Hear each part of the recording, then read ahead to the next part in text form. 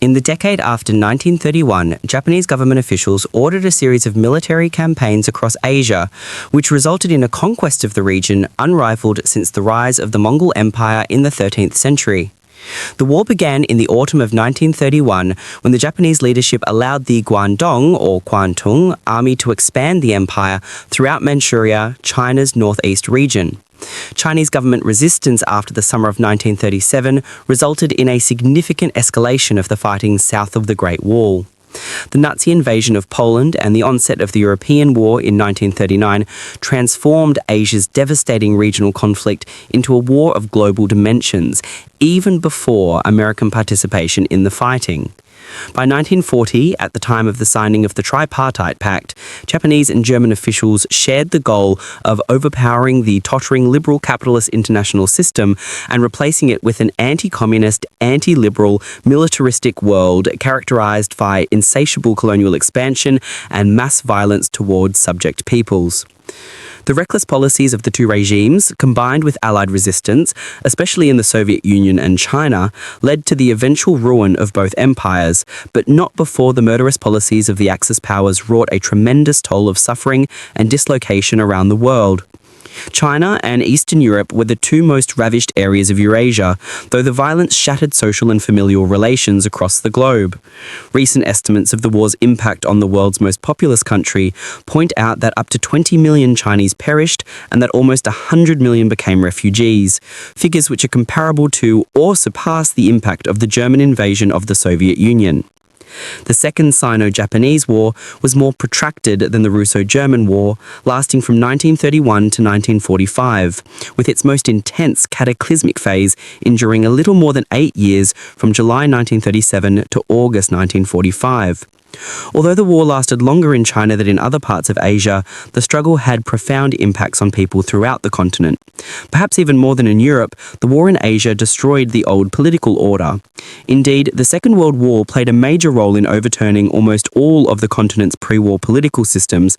Exceptions include Thailand, Malaya and Hong Kong, though each were profoundly impacted by Japan's invasion of Southeast Asia and Mongolia, and brought to power a generation of politicians whose ideas and policies in most cases were opposed to the imperial or indigenous rulers who had previously controlled the destinies of colonies and countries that made up about half of the world's population. Unlike most of Europe after 1945, in Asia, the war ignited further conflict as revolutionaries and nationalists battled each other, challenged returning colonial troops, and replaced retreating imperial systems with newly established states. The Second World War was thus a crucial staging point for a long trajectory of wars in Asia, a number of which have remained unresolved to this day and whose consequences are very much part of our 21st century world. Japan's empire and the roots of the Second World War in Asia, 1877 to 1931. The relationship between the two world wars is a significant theme in the historiography of the origins of the Second World War. From the point of view of Japan's war against China and the Japanese Empire's 1940 alliance with Germany and Italy, the 1914 to 18 war left an ambiguous legacy. On one hand, the First World War seemed to highlight underlying differences between Germany and Japan. Diplomatically, for much of the early 20th century, Japan had cooperated closely with Britain, the world's preeminent liberal empire. Japanese politicians were attracted to the alliance partly because it implicitly sanctioned Meiji diplomatic and military expansion since 1877 into areas previously under the suzerainty or control of the Qing dynasty. Okinawa and other Ryukyu Islands, the Choson dynasty, Korea, and Formosa, Taiwan. The 1902 alliance also provided Japan with the security to limit Russian power in Northeast Asia. Indeed, a case can be made that the Russo-Japanese War of 1904 to 1905, more than the First World War, was a critical turning point for understanding the roots of Japan's war against China after 1931. In addition to occupying the southern half of Sakhalin Island and establishing a Japanese protectorate over the Choson dynasty in 1905, the war with Russia led to Japan's acquisition of Russian holdings in Manchuria. The key strategic interests inherited by Japan, instrumental in understanding the origins of the Second World War in Asia, were the Russian naval base at Loshun, or Port Arthur, and the nearby treaty port at Dalin, or Dairin. The base and city were linked by the South Manchurian Railway line, also acquired by Japan from Russia, which connected Port Arthur to Harbin in northern Manchuria. The Anglo-Japanese alliance also meant that Germany and Japan were rivals during the Great War, when Japan forcibly incorporated Germany's Asian holdings into its imperial domains. By the end of the war, Japan's new territories included the Marshall, Caroline, Palau, and Mariana Island in the South Pacific, minus Guam, which the Spanish ceded to America in the Spanish-American War of 1898, as well as the former German treaty port in Shandong Province, Qingdao. For more than a decade after the end of the war, Japan remained aligned to the Anglo-American powers after 1922 through the series of naval arms limitation treaties agreed to at the 1921-22 Washington Conference. In great contrast to Germany, which lost its empire in 1919, in the First World War Japan expanded its colonial empire. In this sense, the roots of Japan's involvement in the Second World War are, unlike the case of Germany, tied to the country's continuous history of empire and colonial expansion. Imperial Germany, however, was a crucial political and military model for the Meiji oligarchs. The Japanese Prime Minister at the time of the Anglo-Japanese alliance, Katsura Taro, was an influential military figure who had studied German bureaucratic military and served as Japan's military attaché in Berlin in the latter 1870s. The First World War also heightened the tensions between Japan and China's self-appointed ally in the international system, the United States. These frictions were somewhat concealed by the Washington System treaties of 1921-22, but the war left a legacy of suspicion and conflict and established some of the reasons behind Japan's turn to a more aggressive authoritarianism in the 1930s. The Chinese government had also supported the Allied war effort in the Great War, and its leaders wanted to regain sovereignty over Shandong, as well as access to that province's valuable economic resources. The warlord government in Beijing, however, was fractured and controlled only part of northern China. Warlords ran other areas of the country and competed with each other for power and resources, with the result that China had no effective national government.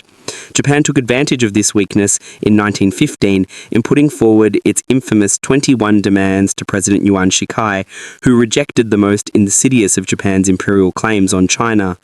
After the Treaty of Versailles confirmed Japan's new Asian holdings, a major nationalist protest, the May 4th movement, erupted in China against Japan.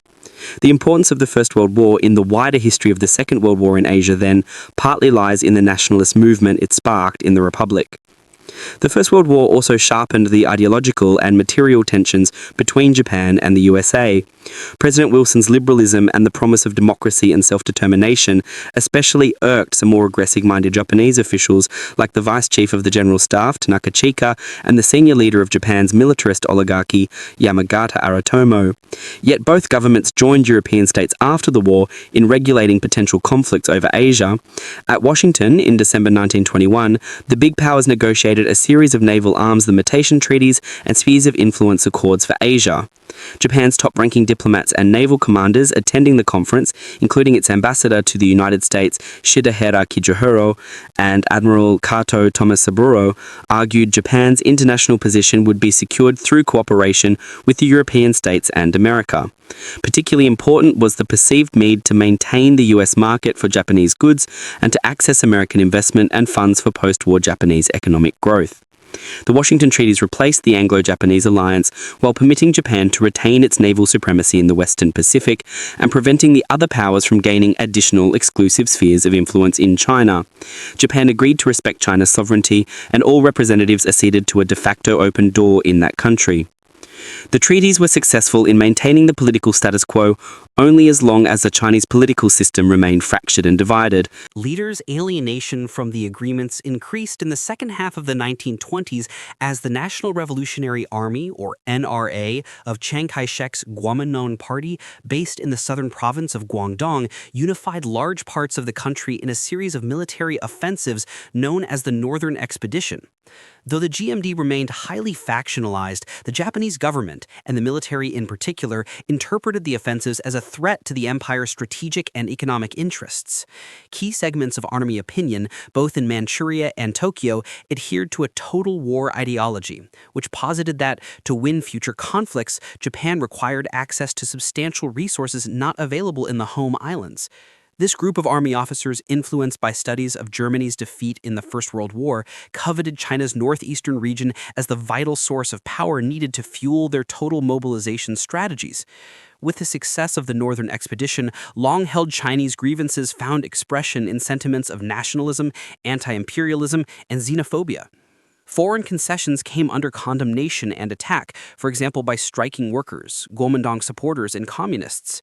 Japanese militarists responded by demanding more aggressive policies from the government in Tokyo. In late March 1927, after warlord and NRA troops attacked and looted international concessions in Nanjing, top-ranking Japanese military officers cited assaults against Japanese as evidence of the failure of Foreign Minister Shidahara's weak diplomacy and the need for a more militarily aggressive China policy. The Nanjing incident contributed to the fall of the Japanese government and led to the appointment of Prime Minister Tanaka Gichi, a retired general who, in his role as Vice Chief of Staff during the First World War, was the person most closely associated with the notion of separating Manchuria from the rest of China. In the spring of 1928, anticipating the entry of the NRA into Shandong, Prime Minister Tanaka sent 5,000 Japanese troops from the 6th Division to Qingdao, ostensibly to protect Japanese civilians and holdings in the province, but also as a symbol of Japan's determination to preserve its spheres of influence across China. The commander of the force unilaterally ordered his soldiers to the provincial capital, Jinan, where clashes occurred between the NRA and the Japanese infantry. On 1st May time, local shelling of the city caused hundreds of civilian casualties. Chiang was very concerned about an expanded military engagement with the Japanese, for while the 100,000 men under his command in the area could have won a tactical fight against imperial forces, the pressure on Japan to escalate the conflict might have been irresistible. He had recently initiated a bloody purge of his communist allies and, placing his goal of unifying China ahead of fighting Japan, ordered most of his troops out of Jinan. Even so, several days later, the Japanese attacked the remaining NRA troops. By the time the fighting ended, in a foreshadowing of the mass violence to come, Japanese soldiers had killed as many as 11,000 soldiers and civilians. Japan's invasion of Manchuria, starting the 15-year war. The clash between nationalist and Japanese troops in Jinan highlighted the agency of Japanese army officers to initiate military action of their own, in contravention of government policy. This tendency within the army reflected a weakness of Japan's 1889 constitution, Article 11 of which made the emperor supreme commander of the Japanese military, thereby circumventing the Japanese prime minister and his cabinet. In the 1920s and 1930s, army officers learned to conceal aggressive militarism behind the formal constitutional authority of the emperor. Unilateral army initiatives destabilized government and facilitated the rise of military officials within cabinet, their power checked mainly by factionalism within the army and navy establishments. Ultimately, however, Japanese governments themselves sanctioned the actions of insubordinate military officers, just as Tanaka had done in 1928. The most critical of these early decisions to support local military actions occurred in the late summer and autumn of 1931, when several officers of the Japanese Guangdong Army carried out a plot to expand Japan's sphere of influence in China's northeast to include all of Manchuria. Japanese soldiers secretly planted a bomb along a railway track in Shenyang, Mukden, located near barracks of the regional Chinese warlord's army.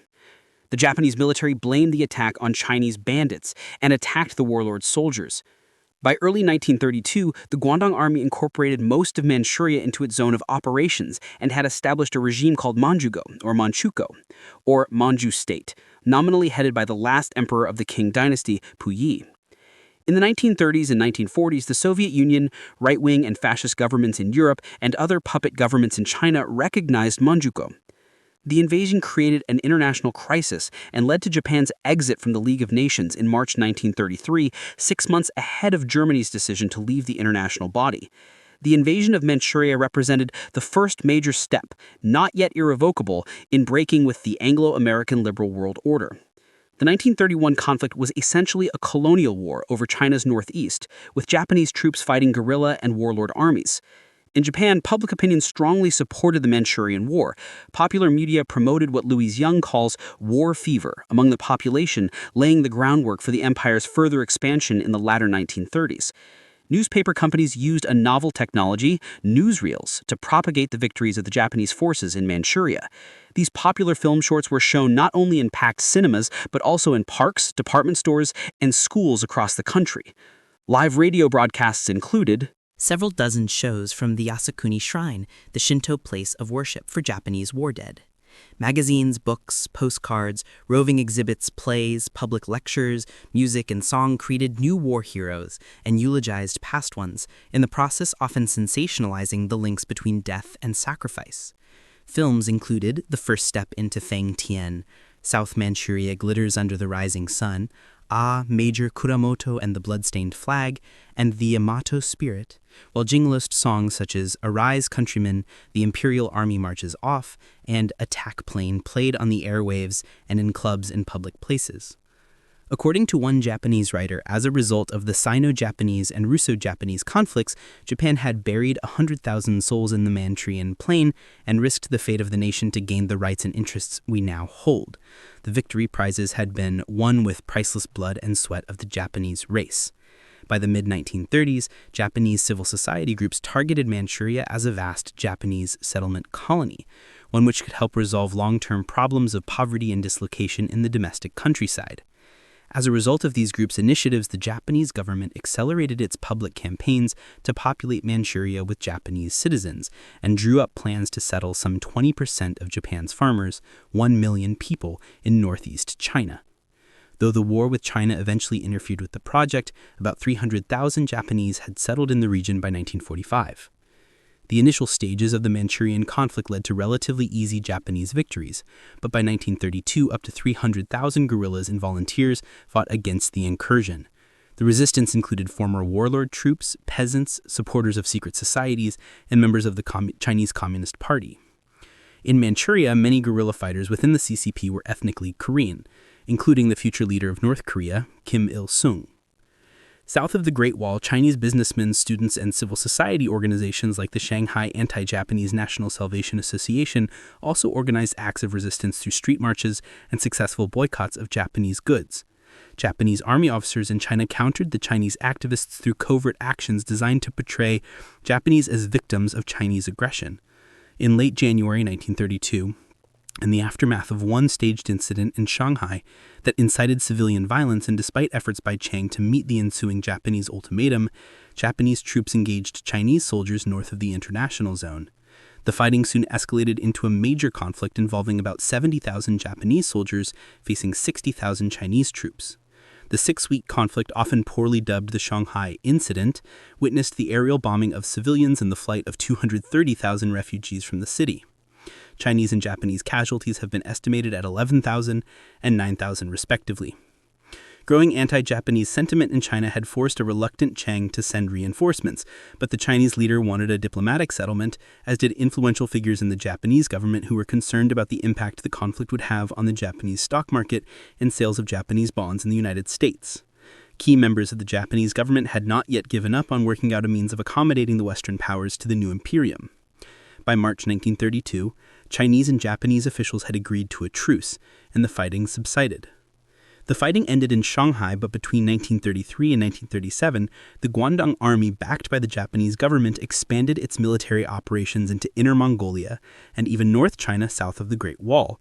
Chiang acquiesced to demands which permitted the Japanese to increase their sphere of influence, assert their sovereignty over Chinese territory, remove Chinese governors and mayors from power, and eject Chinese military forces from whole provinces.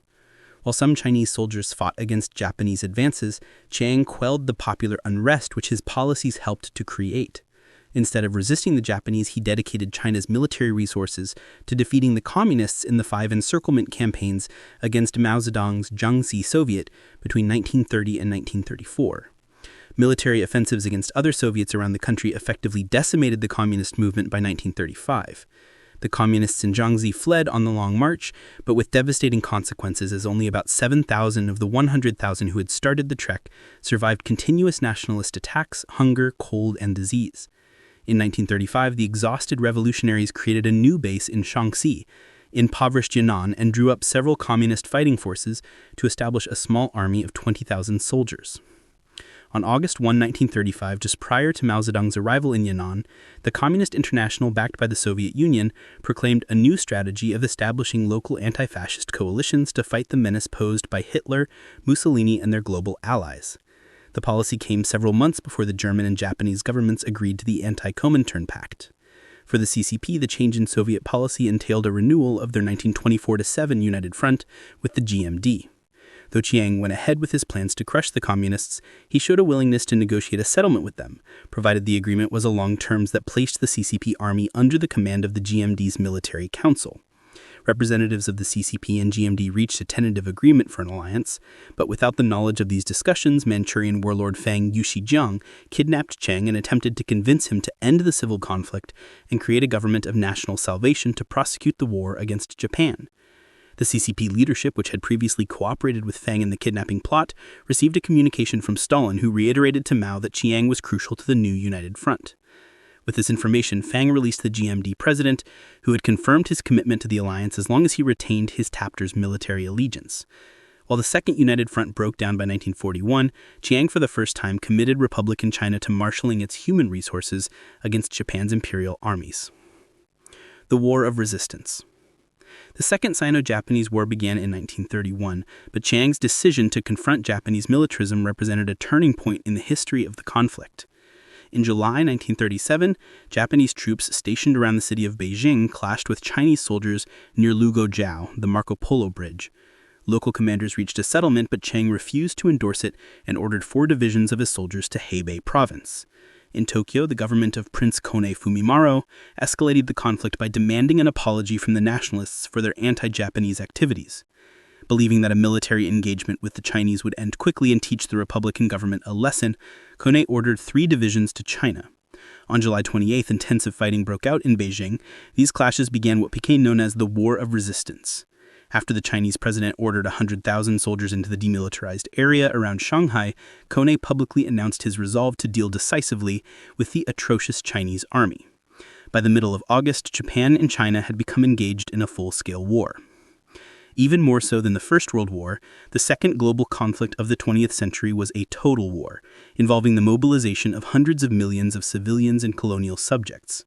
The populations of northern and central China and Eastern Europe were at the center of the fighting, victims of genocidal actions by Japanese and German military units in the war. Cities were particular sites of violence and destruction, as they represented centers of power, wealth, and culture, which the Japanese and German invaders wanted to defeat, eradicate, or subjugate. In Shanghai, where the fighting lasted 3 months, between 500,000 and 700,000 Chinese soldiers confronted a smaller but better equipped Japanese force, supported by naval and air units. At the start of the fighting, about 600,000 people fled the non-concession areas of the city. Half sought refuge in the international concessions, but neither the city authorities nor the 175 refugee camps